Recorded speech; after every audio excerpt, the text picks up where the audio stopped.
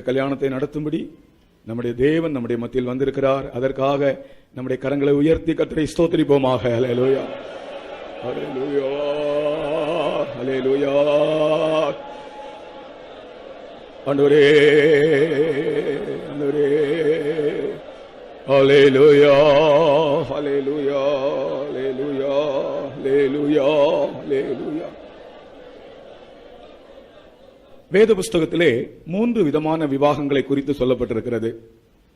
முதலாவது விவாகம் ஏதேனிலே நடத்தப்பட்ட விவாகம். அந்த விவாகத்தை நடத்தியவர் யார்? தெரிந்தவர்கள் சொல்லுங்கள். அந்த விவாகத்தை நடத்தி வைத்தது யார்? தேவன். தேவனே அதர்சனமான தேவன். இப்ப நம்ம அவரை கண்ணால பார்க்க முடியவில்லை, ஆனால் தேவனே அந்த விவாகத்தை நடத்தி வைத்திருக்கிறார் ஏதேன் தோட்டத்தில். மாப்பிள்ளை பொண்ணு யாரு? மாப்பிள்ளை பொண்ணு யாரு? கர்த்தருக்கு ஸ்தோத்திரம். ஆதாமும் ஏவாளும். அவர்கள் 2 பேரையும் தேவனே இணைத்தாராம். அதை நினைக்கும் போது மனுஷனை பற்றி அவர் எவ்வளவு கவலைப்படுகிறார் பாருங்கள். தேவனே இணைத்தார். 2வது ஒரு விவாகத்தை பற்றி சொல்லப்பட்டது இப்போ பூமியிலே நடக்கிற விவாகங்கள். அதுதான் பழைய ஏற்பாட்டிலும் புதிய ஏற்பாட்டிலும் அநேக இடங்களில் வேதத்தில் ஆதாரங்கள் உண்டு. இந்த விவாகம் வேத ஆதாரமுள்ள ஒரு காரியம். சிலர் நினைக்கிறார்கள் நாங்கள் விவாகத்தை மறுக்கிறோம் என்று நினைக்கிறார்கள். இல்லை, நாங்கள் விவாகத்தை நடத்தி கொடுக்கிறோம். நாங்கள் விவாகத்தை மறுக்கிறவர்கள் அல்ல. காரணம், விவாகம் வேதம் ஒத்துக்கொள்ளுகிற, வேதத்தை அடிப்படையாக கொண்ட ஒரு காரியம். கர்த்தருக்கு ஸ்தோத்திரம். 3வது ஒரு விவாகம் உண்டு.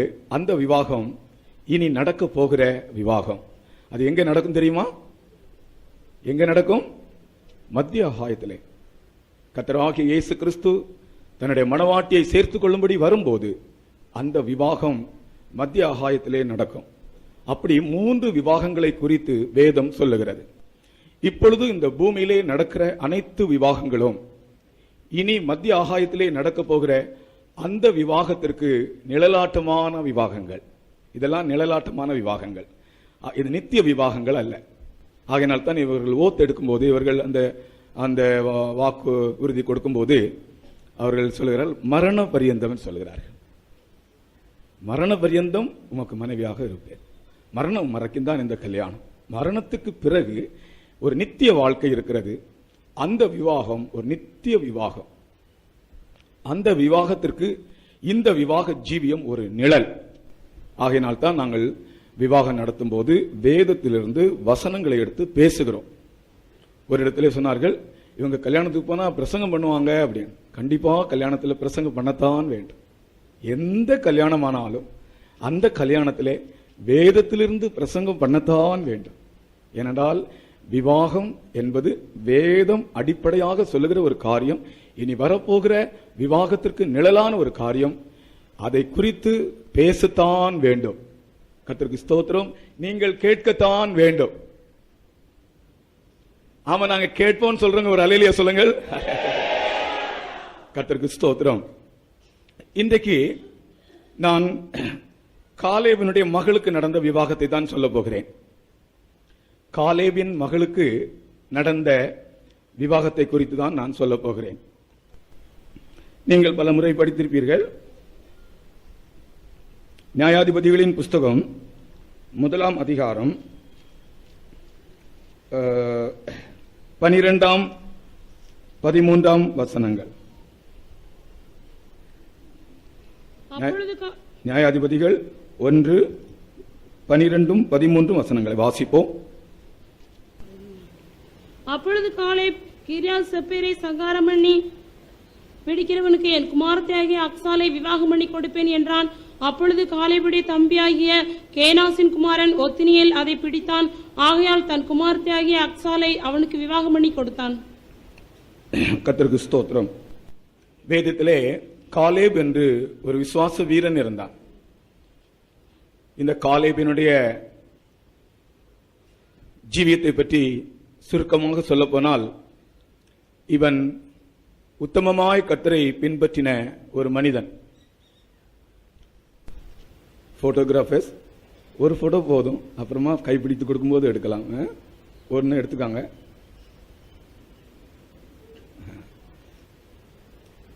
அப்புறம் கைப்பிடித்து கொடுக்கும்போது எடுக்கலாம். உட்காருங்க கீழே. உட்காருங்க. இது வர்ஷிப் ஆனதுனால கொஞ்சம் அது அந்த ஆராதனைக்கு பக்தி விருத்திக்கு கொஞ்சம் தடையா இருக்குமே, அதற்காக தான் நான் சொல்லுகிறேன். மணமக்களை கைப்பிடித்து கொடுக்கும்போது நீங்கள் போட்டோ எடுங்கள்.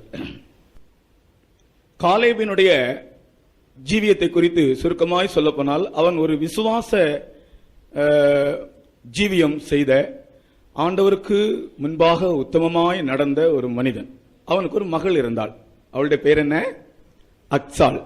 அக்சால் என்றால் காலணி என்றுதான் அர்த்தம். ஆங்கிலெட், காலில் போடுவாங்களே அணி, இப்ப கொலுசுன்னு சொல்லுவாங்க, அந்த நாட்களில் சிலம்புன்னு சொல்லுவாங்க. காலணி காலில் போடுகிறாங்க. கர்த்தருக்கு ஸ்தோத்திரம். அதற்கு பல அர்த்தங்கள் உண்டு, அதெல்லாம் நான் இன்றைக்கு சொல்ல விரும்பவில்லை. காலேபுக்கு ஒரு மகள் இருந்தாள், அவளுக்கு அக்சால் என்று பெயர். இவளுக்கு ஒரு விவாகம் தேவைப்பட்டது. அந்த நாட்களிலும் கூட தங்கள் பிள்ளைகளுக்கு விவாகம் தேவையாக இருந்தால் ஆவிக்குரிய பெற்றோர் ஆவிக்குரிய விதமாகவே அதை சிந்தித்திருக்கிறார்கள். தங்கள் பிள்ளைகளுடைய விவாகம் ஆண்டவருடைய ஒரு சித்தத்தின்படி அமைய வேண்டும் என்று ஆவிக்குரிய பெற்றோர் அநேகர் விரும்பியிருக்கிறார்கள். இந்த நாட்களிலும் கூட ஆவிக்குரிய பெற்றோராக இருப்பவர்கள் தங்கள் பிள்ளைகளுடைய விவாகம் ஆண்டவருடைய சித்தத்தின்படி அமைய வேண்டும் என்றுதான் விரும்புவார்கள். ஆவிக்குரியவர்கள் அது உண்மைதான் என்று சொல்கிறவர்கள் கரங்களை உயர்த்துங்கள். அல்லேலூயா. உலகத்திலே ஆண்டவருடைய சித்தத்தின்படி அமையாத கல்யாணங்களும் உண்டு. பெரிய ஆடம்பரமாக மனுஷர்கள் தங்களை வெளிப்படுத்தும்படியாக என்னென்னமோ விதத்திலே நடத்துகிற விவாகங்கள் எல்லாம் உண்டு. சமீபத்திலே நான் படித்தேன், ஒரு ஆள் அப்படியே பாராசூட்ல இருந்து குதித்து வந்து மணவாட்டியை கல்யாணம் பண்ணினாராம். அது ஒரு பெரிய சாதனை. இந்த கல்யாணம் பண்ணுகிற சமயத்தில் பாராசூட்ல இருந்து அப்படியே குதித்து வந்து அந்த வீர சாகசம் அதை பண்ணி கல்யாணம் பண்ணினார். இப்படி எத்தனையோ விதங்கள்ல மனிதர் அந்த கல்யாணத்திலே தங்களுடைய பெயரை, தங்களுடைய திறமையை வெளிப்படுத்தி ஒரு உலக புகழ்ச்சியை பெற்று அதில் பேப்பர்ல வர வேண்டும் என்றெல்லாம் விரும்பி அப்படியெல்லாம் செய்கிறார்கள். அது கொஞ்ச நாட்களுக்கு தான் பிரியமானவர்களே. ஆனால் ஆவிக்குரிய பெற்றோர் தங்கள் பிள்ளைகளுக்கு தேவனுடைய சித்தத்தின்படி ஆசீர்வாதமான முறையிலே ஒரு விவாகம் அமைய வேண்டும் என்றுதான் விரும்புவார்கள். இந்த காலேபும் அதைத்தான் விரும்பினான். தன்னுடைய மகளை கல்யாணம் பண்ணி கொடுக்க விரும்பினான். யாருக்கு கல்யாணம் பண்ணி கொடுப்பேன்? அவனுடைய மனதிலே ஒரு கேள்வி எழும்பியது. யாருக்கு கல்யாணம் பண்ணி கொடுப்பேன்? அவன் யோசித்தான், யாருக்கு கல்யாணம் பண்ணி கொடுக்கலாம் என்னுடைய மகளை? நான் ஒரு ஆவிக்குரிய குடும்பம், நான் கர்த்தருக்கு பயந்து ஜீவிக்கிற ஒரு மனிதன், யாருக்கு என்னுடைய மகளை கல்யாணம் பண்ணி கொடுக்கலாம்? அப்பொழுது அவனுடைய மனதிலே வந்த ஒரு காரியம், ஒரு ஜெய வீரனா இருக்கிற ஒரு மனிதனுக்கு நான் என்னுடைய மகளை கல்யாணம் பண்ணி கொடுப்பேன். ஒரு ஜெய வீரனா இருக்கிற ஒரு மனிதனுக்கு. அந்த நாட்களிலே ஜெய வீரர்கள் என்றால் அவர்கள் மிக முக்கியம் வாய்ந்தவர்களாக இருந்தார்கள். காலேபினுடைய மனதில் வந்ததான ஒரு காரியம் அதுதான். என்னுடைய மகளை நான் விவாகம் பண்ணி கொடுக்க வேண்டும் என்றால் யார் ஜெயிக்கிறவனாக இருக்கிறானோ, ஜெயம் கொள்ளுகிறவனாக இருக்கிறானோ, ஜெயவீரனாக இருக்கிறானோ அவனுக்குத்தான் என் மகளை விவாகம் பண்ணி கொடுப்பேன். இப்பொழுது இந்த வசனத்தில் அவன் சொல்லுகிறான், திரும்பவும் படிங்க. அப்பொழுது காலேப் கீரியாத் செப்பேரை சங்காரம் பண்ணி பிடிக்கிறவனுக்கு என் குமார்த்தியாகிய அக்சாலை விவாகம் பண்ணி கொடுப்பேன் என்றான். அப்பொழுது காலேபுடைய தம்பியாகிய கேனாசின் குமாரன் ஒத்னியேல் அதை பிடித்தான். இந்த போதும். கிரியாத் செப்பேர் என்று ஒரு பட்டணம் இருந்தது. அந்த பட்டணத்தை யார் ஜெயிக்கிறதோ அந்த ஜெயவீரனுக்கு என்னுடைய மகளை நான் கல்யாணம் பண்ணி கொடுப்பேன் என்றான். கர்த்தருக்கு ஸ்தோத்திரம். உடனே ஒத்னியேல் என்பவன், அவன் கூட காலேபினுடைய சந்ததியை சேர்ந்தவன் தான். ஒத்னியேல் என்பவன் அந்த கீரியாத் செப்பேர் என்ற பட்டணத்தை ஜெயித்தான். ஒரு யுத்தத்துக்கு போய் ஒரு பட்டணத்தை ஜெயிப்பதென்றால் அது சாதாரண காரியம் அல்ல.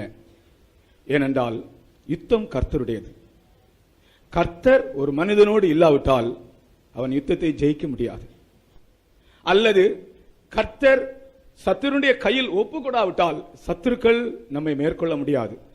இந்த ரெண்டையும் நாம் அறிந்திருக்க வேண்டும். ஒரு மனிதனோடு தேவன் இருந்தால்தான் அவன் யுத்தத்தை ஜெயிக்க முடியும். இந்த விஷயத்திலே இந்த ஒத்னியேல் என்பவனோடு கர்த்தர் இருந்திருக்கிறார். இந்த ஒத்னியேலை பற்றி 2 காரியம் சொல்லுகிறேன். அவன் கிறிஸ்துவுக்கு நிழல். அவன் தான் இப்ப மணவாளன். அவன் கிறிஸ்துவுக்கு நிழல், மணவாளன் ஆகிய கிறிஸ்துவுக்கு நிழல். இயேசு கிறிஸ்துவிலும் கூட இவனிலே காணப்பட்ட 2 காரியங்கள் இருந்தன. ஒன்று, இவனுக்குள் இருந்தது விசுவாசத்தின் ஆவி. அது அவனுடைய குடும்ப பரம்பரையே விசுவாச பரம்பரை தான். ஆனால் இதே பரம்பரையிலே வந்தவன் நாபால், அவனுக்கு விசுவாசம் இல்லை. அவனும் காலேபின் சந்ததியை சேர்ந்தவன் தான், ஆனால் அவனுக்குள் விசுவாசம் இல்லை. ஆனால் இவன் காலேபினுடைய சந்ததி, காலேபின் குடும்பம், இவனுக்குள் விசுவாசம் இருந்தது. கர்த்தருடைய நாமத்துக்கு ஸ்தோத்திரம். கர்த்தராகிய இயேசு கிறிஸ்துவும் கூட விசுவாசத்தினால் ஜெயிப்பவராக இருந்தார். அந்த விசுவாசத்தை கொண்டுதான் இந்த நாட்களிலே அவர் ஒரு மனைவியை சம்பாதிக்க போகிறார். இயேசு கிறிஸ்துவிடம் இருந்த விசுவாசம்தான் நம்மை அவருக்கு மணவாட்டியாக மாற்றுகிறது என்று சொல்லலாம். அப்படி என்றால் ஒரு விவாக காரியத்திலும் கூட நீங்கள் விவாகம் பார்க்கும் முன்னதாக, ஆலோசிக்கும் முன்னதாக, அந்த விஷயத்திலும் நீங்கள் விசுவாசிக்கிறவர்களாக இருக்க வேண்டும். நான் என் தேவனை விசுவாசிக்கிறேன், எனக்கு ஏற்ற ஒரு மனைவி கிடைக்கும் என்ற விசுவாசம் யாருக்குண்டோ அவர்களுக்கு பிரச்சனை இல்லாத ஒரு மனைவியை கர்த்தர் கொடுப்பார். கர்த்தருக்கு ஸ்தோத்திரம். விசுவாசம் இல்லாமலும் மனைவி கிடைக்கும். ஆனால் அப்படி கிடைக்கிற மனைவிமார் பிரச்சனையின் மனைவிமாராக இருப்பார்கள். வாழ்நாளெல்லாம் அந்த பிரச்சனையை சுமக்க வேண்டியதாக இருக்கும். ஆகையினால் விவாக காரியத்தில் விசுவாசம் உடையவர்களாக இருக்க வேண்டும். விவாக காரியத்தில் மட்டுமல்ல, நம்முடைய வாழ்க்கையின் அனைத்து காரியங்களிலும் நாம் விசுவாசம் உடையவர்களாக இருக்க வேண்டும். உங்கள் விசுவாசமே உலகத்தை ஜெயிக்கிற ஜெயம். விசுவாசம் உள்ள ஒரு மனிதன் தான் இந்த உலகத்திலே ஆண்டவருக்கென்று ஜீவிக்க முடியும். விசுவாசம் உள்ள ஒரு மனிதன் தான் தன்னுடைய குடும்பத்தை ஆசீர்வாதமாய் கொண்டு போவான். அவனுடைய குடும்பம் தான் ஆசீர்வாதமாக இருக்கும். கர்த்தருக்கு ஸ்தோத்திரம். இந்த ஒத்னியேல் என்பவன் விசுவாசம் உடையவன். 2வது, நாம் இப்பொழுது பார்த்தது போல அவன் ஜெயம் பெற்றவன். கிரியாத் செப்பீரை ஜெயித்தான். இயேசு கிறிஸ்து கூட ஜெயம் பெற்றவர். இந்த ஒத்னியேலை பற்றி நாம் படிக்கும்போது நான் ஏற்கனவே உங்களுக்கு சொல்லியிருக்கிறேன், இவன் 2 காரியங்களை ஜெயித்தானாம். 1ஆம் அதிகாரத்தில் ஒரு ஜெயம், 3ஆம் அதிகாரத்தில் ஒரு ஜெயம். இந்த 2 ஜெயத்தையும் நாம் ஒப்பிட்டு பார்க்கும்போது இது கர்த்தராகிய இயேசு கிறிஸ்துவினுடைய ஜெயத்திற்கு ஒரு நிழலாக காணப்படுகிறது. கர்த்தருக்கு ஸ்தோத்திரம். 1ஆம் அதிகாரத்தில் அவன் ஒரு பட்டணத்தை ஜெயித்தான். 3ஆம் அதிகாரத்தில் அவன் ஒரு ராஜாவை ஜெயித்தான். அவனை பற்றிய விஷயமே அவன் ஜெயிக்கிறவன், விசுவாசத்தினால் ஜெயம் எடுக்கிறவன். அப்படியே கர்த்தராகிய இயேசு கிறிஸ்து கூட விசுவாசத்தினால் ஜெயம் எடுத்தார். 1வது, இவன் ஒரு பட்டணத்தை ஜெயிக்க வேண்டும். அதுதான் காலேபினுடைய நிபந்தனை. அந்த பட்டணம் என்ன? கிரியாத் செப்பீர். கிரியாத் செப்பீர் என்றால் புஸ்தகங்களின் பட்டணம் என்று அர்த்தம். City of books. புஸ்தகங்களின் பட்டணத்தை அவன் ஜெயித்தான். இயேசு கிறிஸ்துவிலும் கூட இந்த ஜெயத்தை நாம் காண்கிறோம். அது என்ன? புஸ்தகங்களின் பட்டணத்தை ஜெயிப்பதென்றால் என்ன? அப்படி என்றால் அவன் அது எந்த புஸ்தகமாக இருக்க வேண்டும்? புதிய ஏற்பாட்டிலே எந்த புஸ்தகமாக இருக்க வேண்டும்? புஸ்தகங்களின் பட்டணத்தை ஜெயிப்பதென்றால் ஒரு புஸ்தகத்தை படித்து அந்த புஸ்தகத்தில் இருக்கிறபடியே தங்கள் வாழ்க்கையை மாற்றிக்கொள்வதை காண்பிக்கிறது. இப்ப நான் உங்களுக்கு அர்த்தத்தை சொல்லிவிட்டேன். அப்படியானால் அந்த புஸ்தகம் எந்த புஸ்தகமாக இருக்கும்? எந்த புஸ்தகமாக இருக்கும்? இதுதான் புஸ்தகம் என்று அழைக்கப்பட தகுதியுள்ள ஒரே புஸ்தகம். ஒரு ஆள் மரண தருவாயில் இருந்தபோது தன்னுடைய ஜீவன் போகும் கொஞ்ச நேரத்துக்கு முன்னாலே புஸ்தகத்தை கொண்டு வா என்று சொன்னார். அவருக்கு வேத புஸ்தகம் என்று சொல்ல வரவில்லை. புஸ்தகத்தை கொண்டு வா என்று சொன்னார். அப்ப செவியில போய் கேட்டாங்க, எந்த புஸ்தகம் செவியில கேட்டாங்க. உடனே அவருக்கு ஒரு வல்லமை வந்து விட்டார். பேச ஆரம்பித்தார். புஸ்தகம் என்று அழைக்கப்பட தகுதியுள்ள ஒரே புஸ்தகம், அதை கொண்டு வா. அப்பொழுது அவர்கள் வேத புஸ்தகத்தை கொண்டு வந்தார்கள். வேத புஸ்தகத்தை கொண்டு வந்து 90ஆம் சங்கீதத்தை படிக்க சொன்னார். 90ஆம் சங்கீதத்தை படித்து முடிக்கும் போது அவர் கண்களை மூடினார். கர்த்தருக்கு ஸ்தோத்திரம். அவருடைய பழக்கம் வேத புஸ்தகத்தை இடைவிடாமல் வாசிப்பது. வேத புஸ்தகத்தை இடைவிடாமல் வாசிப்பதுதான் அவருடைய பழக்கம்.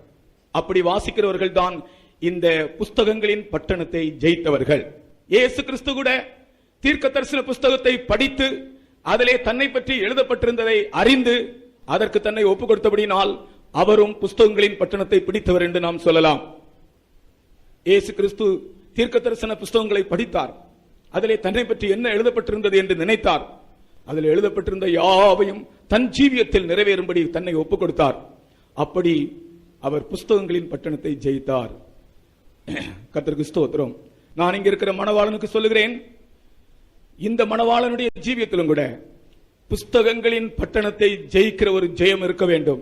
அதாவது வேத புஸ்தகத்தை வாசித்து வேத புஸ்தகத்தில் எழுதப்பட்டிருக்கிற வசனத்தின்படி தன் வாழ்க்கையை ஒப்புக் கொடுக்கிற ஒரு அனுபவம் இங்க இருக்கிற மணவாளனுக்கு இருக்க வேண்டும்.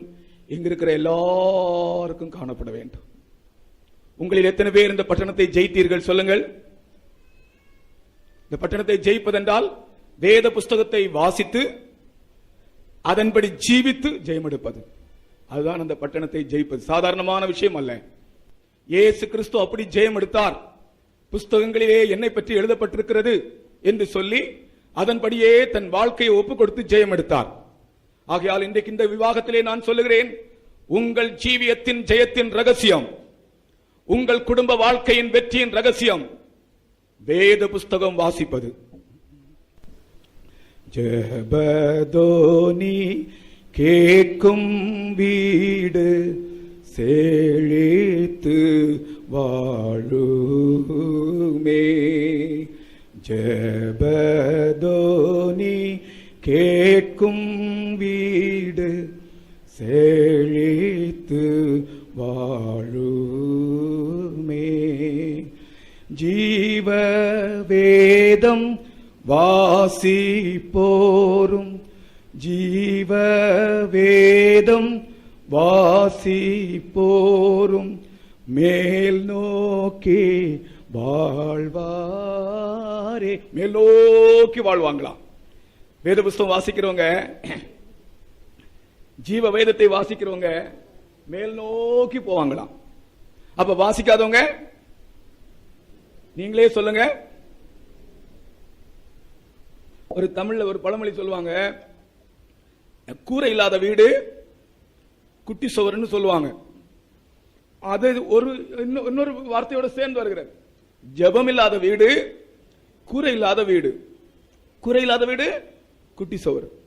அப்ப எந்த வீட்டில் ஜெபம் இல்லையோ அந்த வீடு குட்டி சுவர், எந்த வீட்டில் வேத வாசிப்பு இல்லையோ அந்த வீடு குட்டி சுவர். ஜீவ வேதம் வாசிப்போரும் மேல் நோக்கி வாழ்வாரே. தேவன் தங்கும் எந்த வீடும் திருப்பதி ஆகும். தேவன் தங்கும் எந்த வீடும் திருப்பதி ஆகும். அந்த திருப்பதி அல்ல, திருப்பதி என்றால் ஆசீர்வாதத்தின் வீடு. கர்த்தருக்கு ஸ்தோத்திரம். தேவன் தங்கும் எந்த வீடும் திருப்பதி ஆகும். அப்போ ஜெபிக்கிற அனுபவம், வேதம் வாசிக்கிற அனுபவம் உங்கள் வாழ்க்கையிலே இந்த கிரியாத் சேபீர் என்ற பட்டணத்தை நீங்கள் பிடித்தீர்கள் என்றால், அதாவது வேதத்தை வாசித்து வேதத்தின்படி நீங்கள் ஜீவித்தீர்கள் என்றால், அவர்களுக்கு தான் என் மகளை தருவேன் என்று சொல்லுகிறான் இந்த காலேப். பாருங்கள், அவன் வெளிப்படுத்தல் உள்ள ஒரு மனிதன். இப்ப இந்த நாட்களில் சொல்லுவாங்களா? இப்ப யாரோ தன்னுடைய பெற்றோர், நம்முடைய விசுவாசிகள் கூட இருக்கட்டும், நீங்கள் எத்தனை பேர் சொல்லுவீங்க, என் மகளை நான் யாருக்கு கொடுப்பேன்? என் மகள் என்ன படித்திருக்கிறாள்? எம்பில் படித்திருக்கிறாள், PhD முடித்திருக்கிறாள், எவ்வளவு சம்பளம் வாங்குகிறாள்? நான் கேட்டேன் ஒரு பிள்ளை இடத்துல, எவ்வளவு சம்பளம் வாங்குற? 75,000 வாங்குறேன் என்று சொன்னாள். அப்ப 75,000 சம்பளம் வாங்குற பிள்ளைக்கு இப்ப கல்யாணம் நடக்க போகிறது. யாருக்கு கொடுப்பேன் என் பிள்ளையை? யாருக்கு கொடுப்பேன்? அவங்க அப்பாட்ட கேட்கிறேன், நீங்க உங்க பிள்ளையை யாருக்கு கல்யாணம் பண்ணி கொடுப்பீங்க? வேத புஸ்தகத்தை வாசித்து பலமுறை வாசித்து முடித்தவன் யாரோ, வேத புஸ்தகத்தின்படி ஜீவிக்கிறவன் யாரோ அவனுக்குத்தான் என் பிள்ளையை கொடுப்பேன் என்று எத்தனை பேர் சொல்லுவீங்க? எப்படி சொல்லுவீங்க? கஷ்டம்தான். என் பிள்ளை எம்பில் படித்தா இது போல ஒரு மாப்பிள்ளை வேண்டும், அதே போல அதை விட படித்த மாப்பிள்ளை வேண்டும், எங்களுக்கு இவ்வளவு சொத்தானால் அதே போல சொத்துள்ள ஒரு குடும்பம் வேண்டும். இப்படிதான் சாதாரணமாக மனிதர்கள் நிர்ணயம் பண்ணுவார்கள். ஆனால் காலேப் அப்படி அல்ல. அவன் அது பழைய ஏற்பாட்டின் காலத்திலே அது எழுத்தின்படி உள்ள காரியம் அல்ல, எழுத்தின்படி உள்ள காரியம். புதிய ஏற்பாட்டிலே அது ஆவிக்குரிய அர்த்தம். ஆகையால் வேதத்தை வாசித்து வேதத்தை தியானம் செய்து வேதத்தின்படி ஜீவிக்கிறவன் தான் கிரியாத் சேபீர் பட்டணத்தை ஜெயித்தவன். அவன் தான் உண்மையான ஒத்தினியேல். இயேசு கிறிஸ்து அப்படியே செய்தார். புஸ்தக சுருளை வாசித்து தியானித்து அதிலே இருந்தபடியே தன் வாழ்க்கையை ஒப்புக் கொடுத்து ஜெயம் எடுத்தார். அடுத்தது இந்த ஒத்தினியேல் இன்னொரு ஜெயம் பெற்றான். என்னவென்றால் அவன் ஒரு ராஜாவை ஜெயித்தான். அப்ப இவனுடைய வாழ்க்கையே ஜெயம் பெறுகிற வாழ்க்கை. அந்த ராஜாவுடைய பெயர் என்ன தெரியுமா? 3ஆம் அதிகாரத்தில் இருக்கிறது. கூஷான் ரிஷதாயிம். கூஷான் ரிஷதாயிம் என்ற ஒரு ராஜாவை அவன் ஜெயித்தான். அதை நீங்கள் 3ஆம் அதிகாரத்திலே 10ஆம் வசனத்திலே நீங்கள் வாசிக்கலாம். அவன் மேல் கர்த்தருடைய ஆவி வந்திருந்ததினால் அவன் இஸ்ரவேலை நியாயம் விசாரித்து யுத்தம் பண்ண புறப்பட்டான். கர்த்தர் மெசொப்பொத்தாமியாவின் ராஜாவாகிய கூஷான் ரிஷதாயிமை அவன் கையிலே ஒப்புக் கொடுத்தார். ஆகையால் அவன் கை கூஷான் ரிஷதாயிமின் மேல் பலன் கொண்டது. இங்கே ஒரு ராஜாவை ஜெயித்தான். அந்த ராஜாவினுடைய பெயர் கூஷான் ரிஷதாயிம். அப்படி என்றால் அர்த்தம் என்ன தெரியுமா? 2 மடங்கு அக்கிரமக்காரனாகிய எத்தியோப்பியன். பாருங்கள், இப்படி ஒரு பெயர் வச்சிருக்காங்க. கூஷான் ரிஷதாயிம்னா என்ன அர்த்தமாம்? 2 மடங்கு அக்கிரமக்காரனாகிய எத்தியோப்பியன். அப்ப இந்த அக்கிரமக்காரன் யார்? இந்த ராஜாவை ஜெயிப்பதென்றால் என்ன? ஒரே வார்த்தையிலே சொல்லுகிறேன், சுருக்கமாக பிசாசை ஜெயிப்பதை காண்பிக்கிறது. கர்த்தருக்கு ஸ்தோத்திரம். வேத புஸ்தகத்தை வாசித்து அதன்படி ஜீவித்து ஜெயம் எடுக்கிற ஒரு அனுபவம். அடுத்ததாக அக்கிரமக்காரனாகிய அந்தி கிறிஸ்து பிசாசை ஜெயிக்கிற ஒரு ஜெயம். இந்த பிசாசை ஜெயிக்கிற ஒரு ஜெயம் நம் ஒவ்வொருவருக்கும் அவசியம். அப்பொழுதுதான் குடும்பங்கள் ஆசீர்வாதமாக போகும். அந்த ஜெயத்தை நமக்கு தரும்படியாகத்தான் இயேசு கிறிஸ்து சிலுவையிலே பிசாசை ஜெயித்தார். ஒரு அல்லேலூயா சொல்லுங்கள். அல்லேலூயா. இயேசு கிறிஸ்து சிலுவையிலே பிசாசை ஜெயித்தார். இன்றைக்கு எத்தனையோ குடும்பங்கள்ல பிசாசு, மந்திரவாதம், பில்லிசூனியம், எதெடுத்தாலும் ஒரு சின்ன விஷயத்துக்கு மந்திரவாதம், பிசாசு என்று சொல்லுகிறார்கள். ஒரு கல்யாணமா உடனே அவங்க மந்திரவாதம் வைத்துறாங்க, ஏவல் பிசாசு அனுப்புறாங்க. எத்தனை குடும்பங்களை நான் ஒரு 28 வருஷம் நான் பெங்களூர்ல இருந்தேன். ஆனால் இந்த மந்திரவாதத்தை பற்றி அவ்வளவு பேச்சு இல்லைங்க. மதுரைக்கு வந்தால் எங்க பார்த்தாலும் இந்த மந்திரவாதத்தை பற்றி தான் பேசுகிறார்கள். எங்களுக்கு வீட்டுக்கு யாரோ வச்சிட்டாங்க, யாரோ செய்து வச்சிட்டாங்க. எங்க பார்த்தாலும் இந்த மந்திரவாதம், செய்வினை, ஏவல் பிசாசு மலிந்து கிடக்கிறது. மதுரையில், சிவகாசியில் எப்படி எனக்கு தெரியவில்லை. சிவகாசியில் ஓரளவு இருக்கிறதா. அப்ப இங்க ரொம்ப பேர் கூஷான் ரிஷதாயிமை ஜெயித்தவங்க இருக்கிறாங்க போல. கர்த்தருக்கு ஸ்தோத்திரம். நான் உங்களுக்கு சொல்லுகிறேன், குடும்பங்களை கெடுக்கிற பிசாசை, புருஷன் மனைவியை கெடுக்கிற பிசாசை, புருஷன் மனைவிக்குள்ளே இருக்கிற ஐக்கியத்தை கெடுக்கிற பிசாசை நீங்கள் ஜெயிக்கும்படி கர்த்தராகிய இயேசு கிறிஸ்து சிலுவையிலே அந்த பிசாசின் தலையை நசுக்கி போட்டார். அல்லேலூயா. நீங்கள் மந்திரவாதிகளை தேடி போக வேண்டாம். உங்கள் வீட்டில் இருக்கிற மந்திரவாத சக்தியை மேற்கொள்ளும்படிக்கு உங்களுக்கே கர்த்தர் அதிகாரம் தருகிறார். உங்களையே கர்த்தர் ஒரு ஒத்தினியலாக மாற்றுகிறார். 2 மடங்கு அக்கிரமக்காரனாகிய அந்த எத்தியோப்பியனாகிய அந்த பிசாசை, அந்தி கிறிஸ்துவை, பிசாசின் ஆவியை, பில்லிசூனிய கட்டை ஜெயிக்கும்படி கர்த்தர் உங்களுக்கு அதிகாரம் தருகிறார்.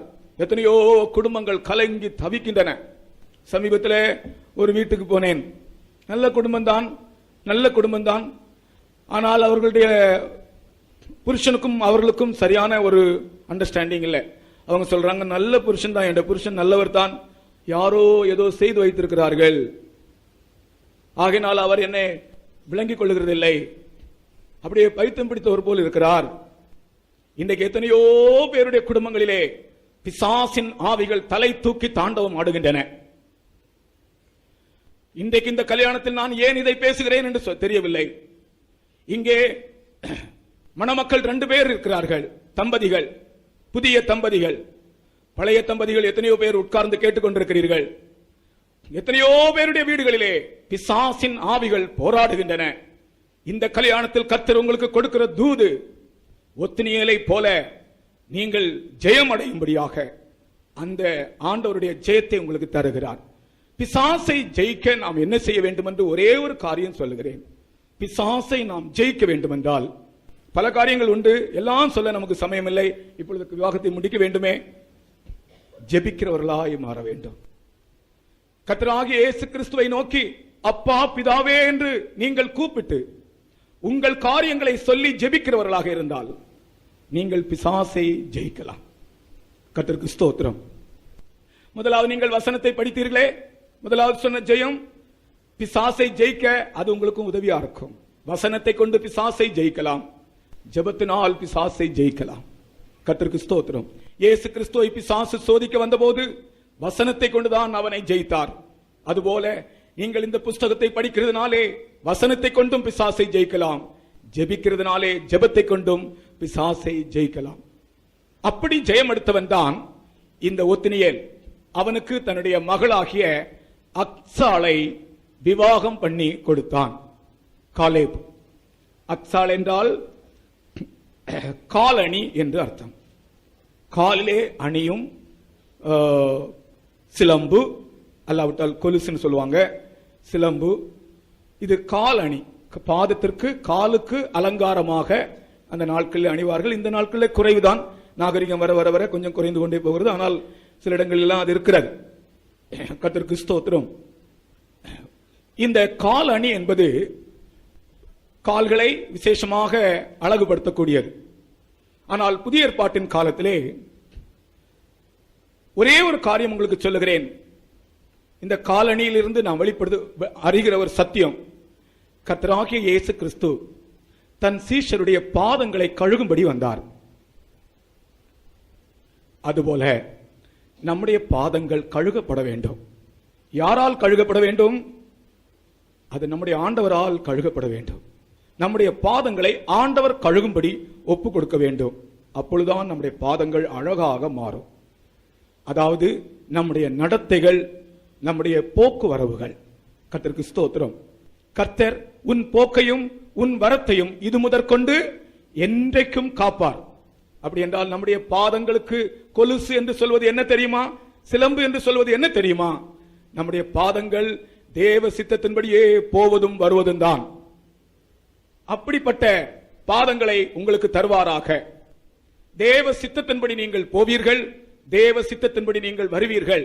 உங்களுக்கு தீமை வரவே வராது, உங்களுக்கு ஆபத்துகள் வரவே வராது. கர்த்தருடைய பரிசுத்த நாமத்துக்கு ஸ்தோத்திரம். இந்த அக்சாலிலிருந்து நான் சொல்லுகிற ஒரு சத்தியம், அதிலே பல விவரங்கள் உண்டு, விளக்கங்கள் உண்டு. எல்லாவற்றையும் சொல்ல எனக்கு இன்றைக்கு சமயம் இல்லை. மணவாளனே உன்னுடைய பாதங்களும், மணவாட்டியே உன்னுடைய பாதங்களும், நீங்கள் ஆண்டவருடைய சித்தத்தின்படி உங்களுடைய போக்குவரவு இருக்கும் என்றால் அப்பொழுது நீங்கள் அக்சால் என்று அழைக்கப்படுவீர்கள். ஆவிக்குரியபடி 2 பேரும் யாரெல்லாம் ஆண்டவருடைய பாதையில் நடக்கிறீர்களோ, சத்தியத்தின்படி நடக்கிறீர்களோ, அவர்கள் எல்லாம் அக்சால் மார்தான். அப்படி என்றால் எங்க இருக்கிற அக்சால்கள் எல்லாம் ஒரு அல்லேலூயா சொல்லுவோமாக. அல்லேலூயா. அக்சாலை அவனுக்கு விவாகம் பண்ணி கொடுத்தான். இவளுடைய ஜீவியத்திலும் கூட 2 காரியங்களை நாம் காணலாம். ஒன்று விசுவாசம் என்றால் இவளும் காலேபினுடைய மகள் தானே, விசுவாச பரம்பரையிலே பிறந்தவள். நான் சொல்லுகிறேன், திரும்பவுமாக சொல்லுகிறேன், விசுவாசம் இல்லாவிட்டால் வாழ்க்கை அசைந்து போகும். நம்முடைய வாழ்க்கையை அசைக்கும்படி உலகத்தில் பல வல்லமைகள் எழும்பி வருகின்றன. ஆனால் நம்முடைய வாழ்க்கை விசுவாசம் இருந்தால் நிச்சயமாக நிலை நிற்கும். இந்த விசுவாசம் இந்த அக்சாளுக்கும் இருந்தது. 2வது, அவளுக்கு ஆசீர்வாதங்களை குறித்த ஒரு வெளிப்படுத்தல் இருந்தது. ஆண்டவருடைய ஆசீர்வாதம். ஆகினால் தான் அவள் தன்னுடைய தகப்பனிடத்திலே எனக்கு ஒரு ஆசீர்வாதம் தர வேண்டும் என்று கேட்கிறாள். கர்த்தருக்கு ஸ்தோத்திரம். கேளுங்கள், அப்பொழுது உங்களுக்கு கொடுக்கப்படும். நாம் ஆண்டவரிடத்திலே கேட்டு பெற்றுக்கொள்ள வேண்டும். நாம் கேட்கிறதை அவர் மறுக்க மாட்டார். தகப்பன் பிள்ளை கேட்கிறதை மறுக்க மாட்டார். தேவனுடைய சித்தத்தின்படி எதை கேட்டாலும் அவர் உங்களுக்கு கொடுப்பார் என்பதே அவர் மேல் உங்களுக்கு இருக்கிற நம்பிக்கையாக இருக்கிறது. இந்த அக்சால் என்ன செய்தால், தன்னுடைய கழுதையின் மேலிருந்து இறங்கினாள். தன்னுடைய கழுதையின் மேலிருந்து இறங்கினாள். ஆசீர்வாதத்துக்கு முன்பாக உங்கள் கழுதைகளிலிருந்து நீங்கள் இறங்க வேண்டும். கழுதைகளில் இருந்தே நீங்கள் ஆசீர்வாதம் கேட்கக்கூடாது. ஆசீர்வாதம் பெறும் முன்னதாக உங்கள் கழுதைகளை விட்டு நீங்கள் இறங்க வேண்டும். கர்த்தருக்கு ஸ்தோத்திரம். அதனுடைய அர்த்தம், கழுதை என்பது நம்முடைய ஒப்பீனியன், நம்முடைய அபிப்பிராயங்கள். நம்முடைய மனதிலே பல அபிப்பிராயங்கள் உண்டு.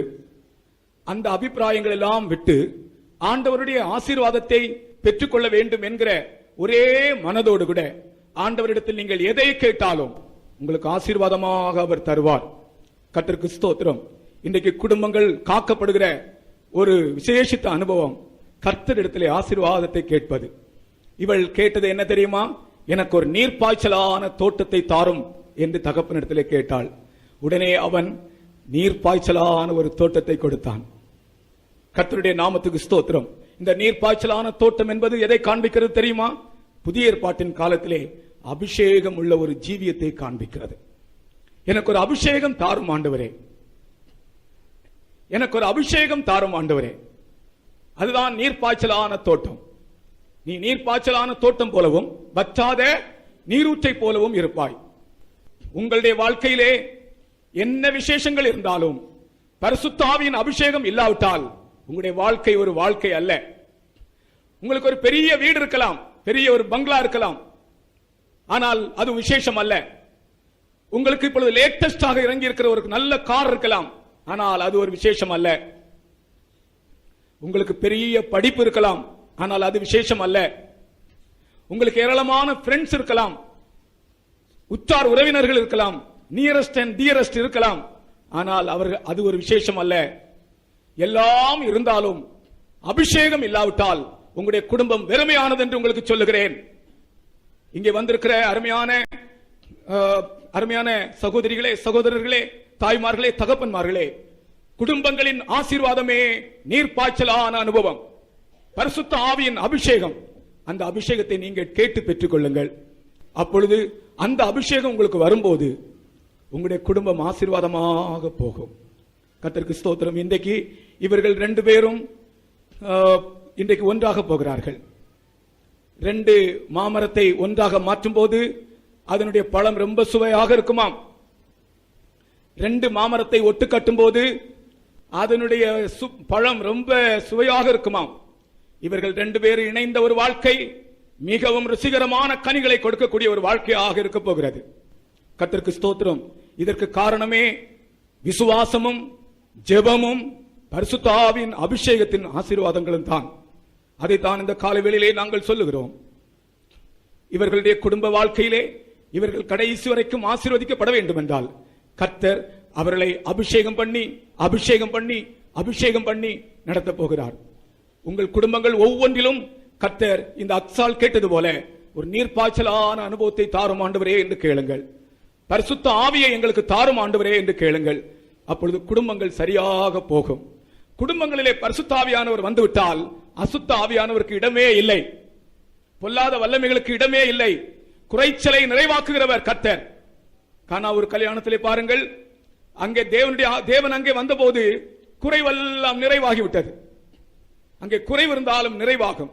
பரிசுத்த ஆவியானவர் உங்களை லீட் பண்ணுவார். பரிசுத்த ஆவியானவர் உங்களுக்கு போதிப்பார். சில வேளைகளில் நீங்கள் குழம்பி போவீர்கள், இந்த காரியத்தை எப்படி இந்த பிரச்சனையை மேற்கொள்வது என்று. ஆனால் பரிசுத்த ஆவியானவர் யார் தெரியுமா? வேதத்தின் பொருளை வல்ல போதகராமாவி